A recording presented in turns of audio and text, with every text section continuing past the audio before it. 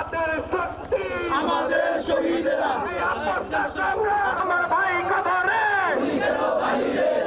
আমাদের শহীদেরা স্বৈরাচারের রক্ত না, আওয়ামী লীগের রক্ত না সংগ্রাম, আমার ভাইয়ের রক্ত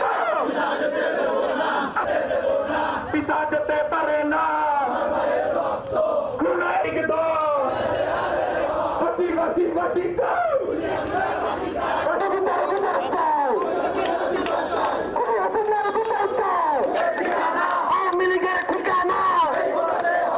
সর্বস্তরের জনসাধারণের আন্দোলনে শেখ হাসিনার খুনি নেতাকর্মীরা ভোলা থেকে পালিয়েছে। আওয়ামী লীগের সকল কার্যক্রম এবং তার সাথে কোনো প্রকার তৎপরতা চালাতে না পারে। কোন স্বৈরাচার আবার মাথাচাড়া দিয়ে ওঠার চেষ্টা করে, ইসলামী ছাত্র শিবির এবং সকল ছাত্র সংগঠন মিলে ভোলা এটাকে প্রতিহত করা হবে।